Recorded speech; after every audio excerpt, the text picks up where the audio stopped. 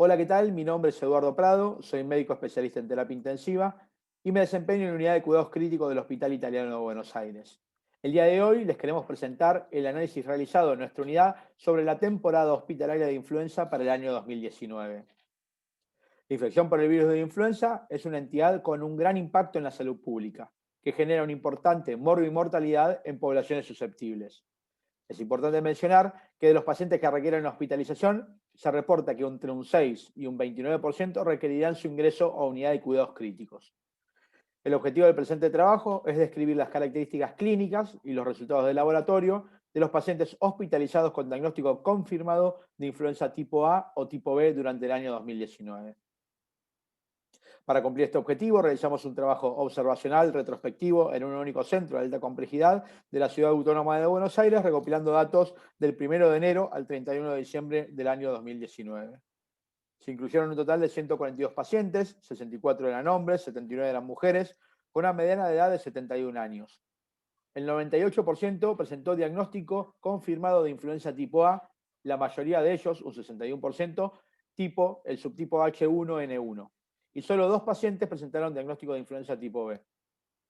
El 77% de los pacientes eran mayores de 70 años y el 88% de ellos tenían alguna patología persistente, siendo la más frecuente de ellas la enfermedad pulmonar obstructiva crónica en un 30%. Prácticamente un 40% de estos pacientes requirieron el pasaje a unidad de cuidados críticos, requiriendo un 11% asistencia respiratoria mecánica, mientras que un 27% requirió algún tipo de soporte ventilatorio, ya sea ventilación no invasiva o cánula nasal de alto flujo. La mortalidad de nuestra serie fue de un 4,1%. Se conoció el estado de vacunación del 100% de los pacientes hospitalizados, siendo un 32% para pacientes en sala general y un 27% para pacientes internados en unidad de cuidados intensivos. En la parte inferior del gráfico podemos ver los datos de laboratorio y los datos clínicos, siendo los datos de laboratorio, varios fueron analizados, dejamos acá en la presentación los que más importancia tenían por encontrar una diferencia significativa en los pacientes hospitalizados en sala general versus lo que requirieron hospitalización en terapia intensiva. El primero de ellos es el ProBNP, valores elevados por más de 210 picogramos sobre mililitros se encontraron solamente en el 12% de los pacientes hospitalizados en sala general, contrastando con un 50% de los que requirieron internación en terapia intensiva.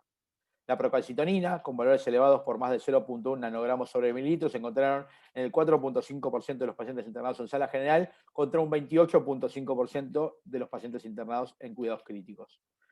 La GOT, por valores más de 42 unidades internacionales por litro, se encontró en el 8% de los pacientes internados en sala general contra un 37% de pacientes internados en terapia intensiva. Y la GPT, elevada por más de 40 unidades internacionales por litro, se encontró solamente en 4,5% de pacientes internados en sala general contra un 25% de pacientes en terapia intensiva.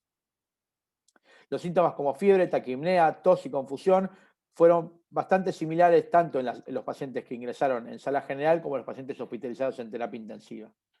Por lo cual podemos concluir que la mortalidad global de nuestra serie es similar a la publicada en otras series para el mismo año. Sin embargo, la mortalidad en terapia intensiva, en nuestro caso de un 9%, fue significativamente menor a la evidenciada en otras series para el mismo año, donde se reportó entre un 10 a un 31% de mortalidad en unidad de cuidados críticos. En concordancia con otras publicaciones, las enzimas hepáticas y el ProNP se encontraron elevados de forma significativa al momento del ingreso en los pacientes que requirieron hospitalización en cuidados críticos. En nuestra serie, la procalcitonina fue un biomarcador que se encontró elevado en los pacientes que requirieron internación en unidad de cuidados intensivos. Les agradezco mucho por su tiempo y acá les dejamos los datos de nuestra presentación. Un saludo grande.